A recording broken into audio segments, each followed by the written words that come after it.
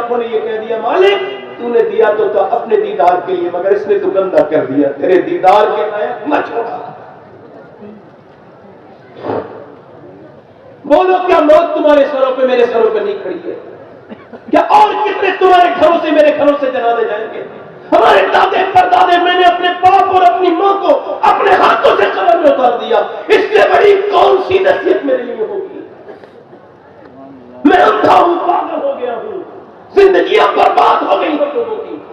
ہم نے دین کو مذاق سمجھا، ہم نے تقریروں کو مدح کیا۔ یا رسول اللہ لبیک لبیک لبیک یا رسول اللہ لبیک۔ میں ایسے تقریر شروع کرتا نہیں ہوں مگر آج ایسے کی، مگر یہ میرے بھائی میں آپ سے کہہ رہا ہوں حضور سے محبت کا یہ انداز نہیں ہے کہ سرکار کے نام پہ نعرے لگ گئے، اذان ہوئی تو گھر پہ بیٹھے رہے۔ صحابہ نے صرف لبیک کے نعرے نہیں لگائے ہیں، صحابہ نے جب اذانیں ہوئی ہے تو کام چھوڑ کے مسجد میں بھی جاتے ہیں۔ ہو سکتا ہے میری زندگی کی آخری تقریر چل رہی ہو، میں ہر تقریر کو یہی سمجھ کے کہتا ہوں یہ کو دعا کم کریں، کیونکہ میرے ساتھ کچھ ایسے معاملات اللہ کا فضل ہو گئے کہ جس سے مجھے اپنی موت اب قریب لگتی ہے، دور نہیں کرتی۔ اور مومن وہی ہے جو اپنی موت کو قریب سمجھے۔ تھوڑا سا اس کا ای کو کم کرے، مائک بہت اچھا ہے، ای کو کم کر کے آواز ٹھیک ہے۔ میرے دوستوں اس وجہ سے اگر کوئی ایسا آدمی تقریر سنانے آیا ہو جس کی زندگی کی آخری تقریر ہو تو آپ کو سننی چاہیے، بولو سننی چاہیے کہ نہیں؟ بولو سننی چاہیے۔ اچھا یہ بتاؤ اگر میری تقریر یہ آخری ہو سکتی ہے تو آپ میں سے سننے والوں میں کوئی ایک بندہ تو ایسا بیٹھا ہوگا جو آج کے بعد پھر کبھی وہ نصیحت نہ سن پائے اور قبر میں چلا جائے۔ کوئی نوجوان ایسا کھڑا ہو جو آج دیکھ رہا ہو، چونکہ نوجوانوں کو بھی تو موت آتی ہے۔ حافظ قرآن ایک 2 ہفتے پہلے اس کی ماں انتظار کر رہی تھی میرے بیٹے کی حفظ، دستار حفظ کا وقت قریب آ رہا ہے، باپ انتظار کر رہا ہے۔ جمعے کے دن چھٹی میں آئے حافظ صاحب اور اگلے ہفتے دستار تھی، اچانک نہ جانے کیا ہوا، گر گئے، ہسپتال گئے تو ڈاکٹر نے کہا حافظ صاحب دنیا میں اب نہیں ہے، دل کا دورہ پڑ گیا اور انتقال ہو گیا۔ میں کہتی تھی میرے حافظ صاحب میں نے کتنی دعائیں مانگی تھی راتوں کو اٹھ کے تہجد میں کہ میرا بیٹا جب بڑا ہو کے حافظ قرآن بنے گا تو میرا سینہ فخر سے بلند ہو جائے گا۔ آپ ذرا غور کریں، آپ توجہ کریں، یہ اس کا مطلب یہ ہے کہ وہ 17 سال کا نوجوان، موت کا کوئی ذرا سا لوگوں کو شک نہیں، اگر موت آ گئی، یہ ابھی 15 جنوری کو احمد آباد میں 8 سال کی بچی، میری بیٹے سنیں، میری بیٹیاں سنیں، غور کریں، 8 سال کی بچی اور وہ اسکول گئی ہے اور اچانک اس کی طبیعت بگڑی ہے، وہ کرسی پہ بیٹھی ہے، اسکول نہیں پہنچ پائی ہے، گر گئی، ہسپتال لے جا کے پتا چلا اس کے دل کا دورہ پڑا، یہ بھی مر گئی۔ اگر 8 سال کی بچی مر سکتی ہے تو کوئی 35 36 37 37 سال کا انسان کیوں اس دھوکے میں ہے؟ اس کا مطلب صاف ہے کہ بوڑھے کھانستے ہوئے رہ جاتے ہیں، جوانوں کے جنازے اٹھ جاتے ہیں۔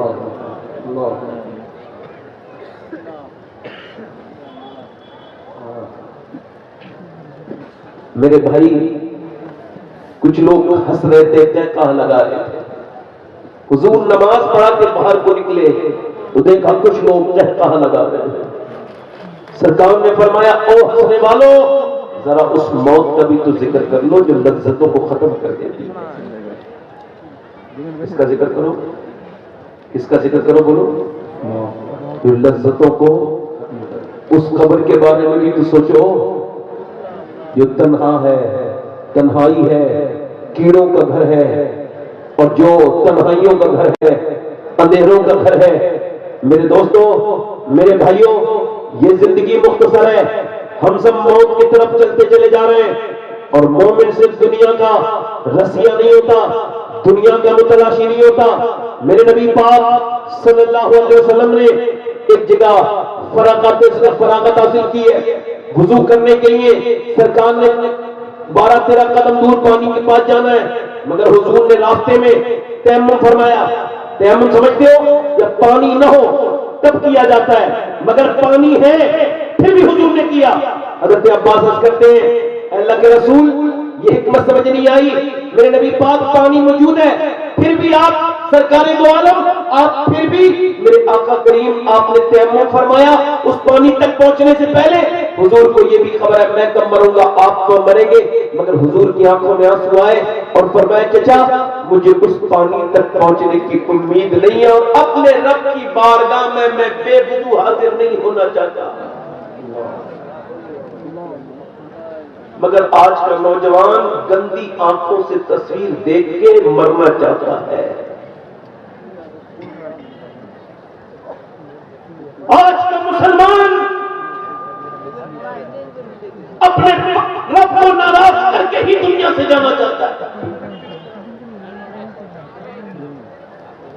میرے دوستوں میرے بھائیوں یہ کوئی زندگی نہیں ہے کہ صبح کو اٹھے پھر پوری کھایا پیا سو گئے، وہی تمہارے بچے بھی کر رہے ہیں۔ اسی وجہ سے آج کی میری تقریر کا عنوان یہ ہے کہ آپ نے اپنے بچوں کے ساتھ کیسے خوف خدا شیئر کرنا ہے، کیسے اپنے بچوں کو قبر کے بارے میں بتانا ہے۔ اپنی بیوی بچوں کے ساتھ قبر کی باتیں کیا کرو، اس سے ڈرنے کی بات نہیں ہے۔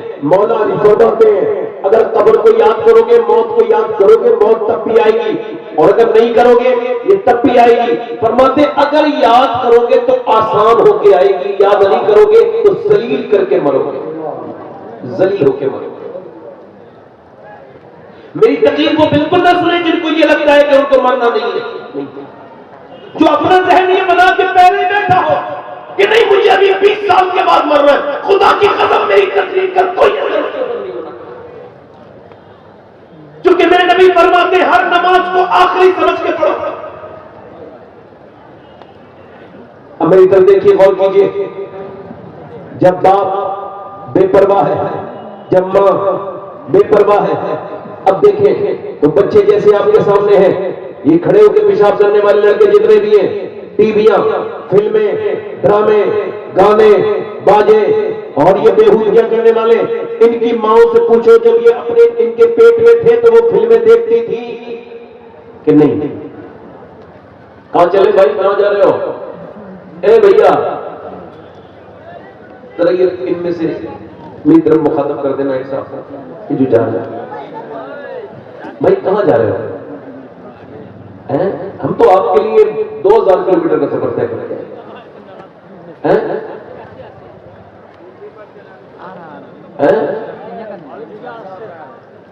میری بات سمجھ میں نہیں آ رہی ہے آپ کا؟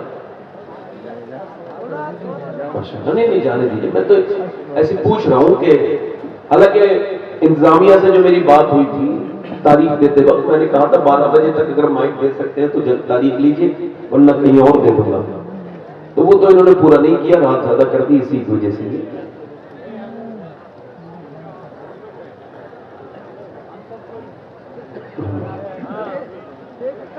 میں نے آپ لوگوں کے بارے میں تو کچھ کہا ہی نہیں، مگر یہ کہ اور کوئی صاحب جانا چاہتے ہو تو وہ چلے جائیں، ہم لوگ تو فالتو لوگ ہیں، ہمیں کوئی کام دھندا بھی نہیں ملتے، آپ لوگ رات میں یا کیا کرو گے بیٹھ کے، کچھ مل رہا ہے؟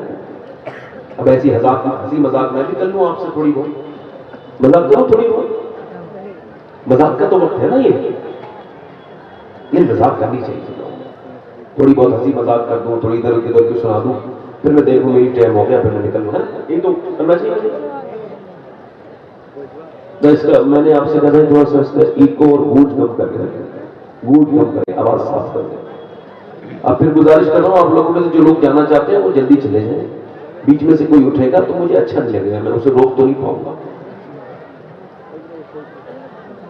میرے جیسے آدمی کی تقریر کرانی ہو تو بالکل 11 بجے مائک دے دوں، کر لوں گا، 12 بجے کے بعد میں زبردستی کرتا ہوں، اپنی طبیعت پر جبر کر کے کرتا ہوں، میرا دل کہہ رہا ہوتا ہے میں الٹی سیدھی باتیں کروں گا، پھر میں تقریر کرتا ہوں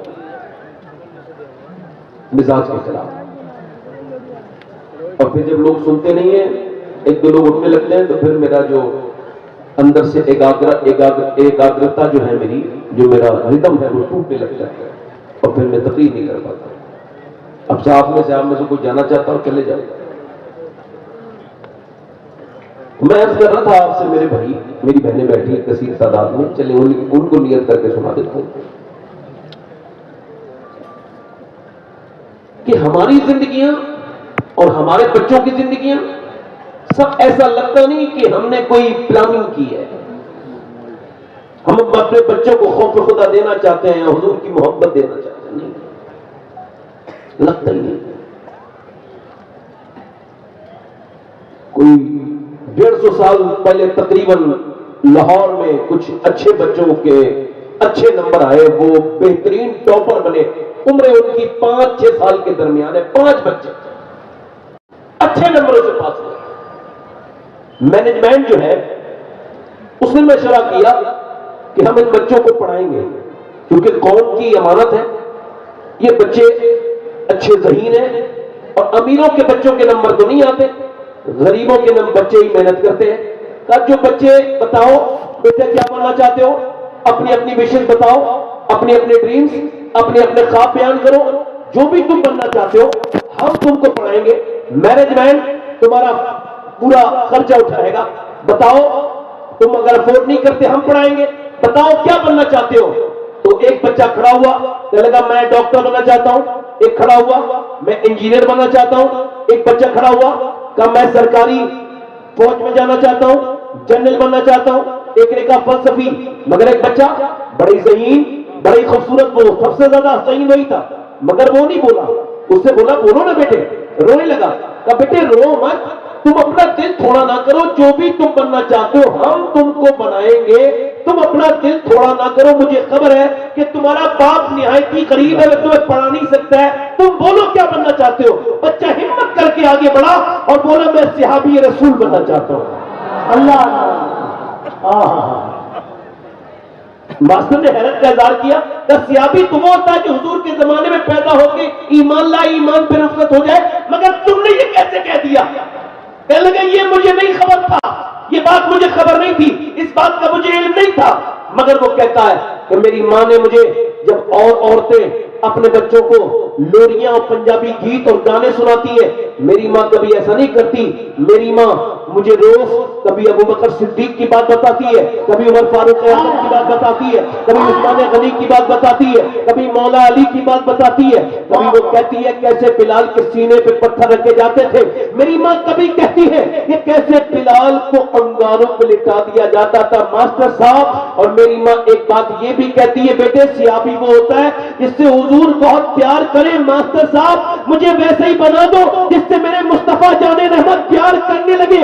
یہ کہہ کے بچہ رویا تو ماسٹر نے اس کی پیشانی چوم کے کہا میرے لال تیری ماں نے اتنی بہترین تیری بنیاد رکھی ہے کہ تو بہت بڑا آدمی بنے گا. صحابی تو نہیں بنے گا مگر آدمی بہت بڑا بنے گا. بچہ جب بڑا ہوا تو واقعی میں بڑا آدمی بنا. اس کا نام ڈاکٹر محمد اقبال تھا. اسی نے کہا تھا کہ محمد سے وفا تو نے تو ہم دے رہے ہیں, یہ جہاں چیز ہے کہ لوح قلم. تکبیر, دونوں ہاتھوں کو اٹھا کر نعرہ تکبیر, نعرہ رسالت مذہب اسلام, لوح قلم. کیمرے والوں میں نے آپ سے کہا تھا کہ ذرا تھوڑا سا بولو, نہیں بولو گے تو یہاں سے میں اٹھاؤں گا تو نہیں مگر بیٹھے بھی نہیں. زور سے بولو سبحان اللہ. ہاتھ آواز آنی چاہیے آپ کی. آپ بیچ میں آگے کھڑے ہو گئے, یہاں سے لائن ہو گئی مفلوج. یہاں سے 2 منٹ کے ہٹ کے لیے دکھاؤ, یہ سب نہ بولے تو کیا دینا. یہ آپ ایسے آگے بت بن کے بیٹھ گئے کہ پیچھے کی جو پبلک ہے اس سے ہمارا کنیکشن ہی ٹوٹ گیا. مزہ نہیں آ رہی آپ کو, ذرا زور سے بولو سبحان اللہ. ادھر والے بولو نا لبیک یا رسول اللہ.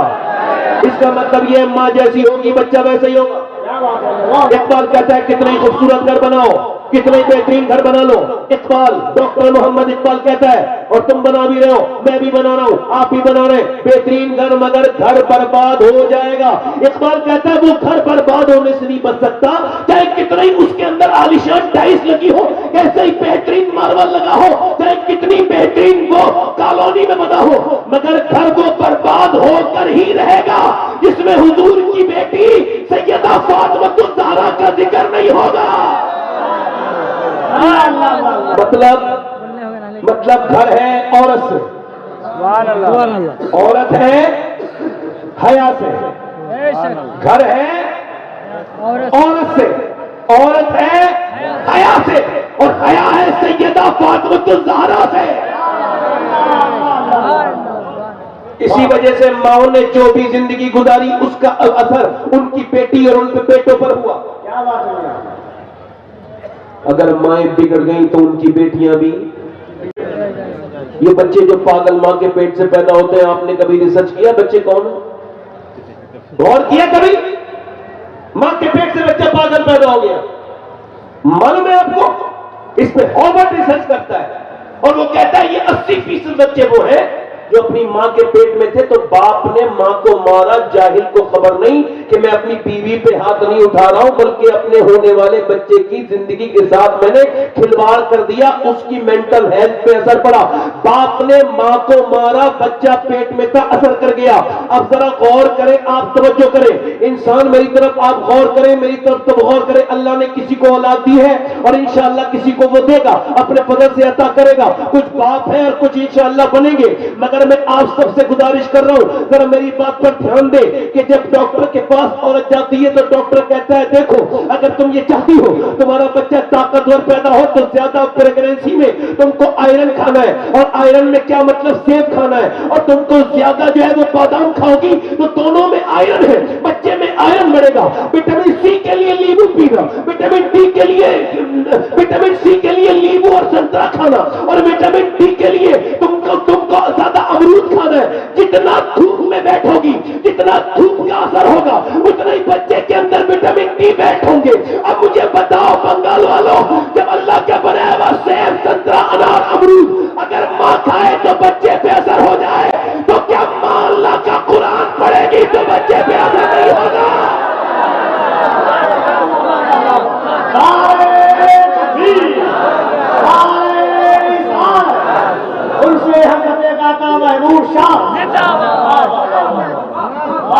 اب باپ گالی بک رہا ہے تو بیٹا بھی گالی بکے گا، باپ بدتمیز ہے تو بیٹا بھی بدتمیز ہے، باپ بنگالی بولتا ہے تو بیٹا بھی بنگالی بولتا ہے.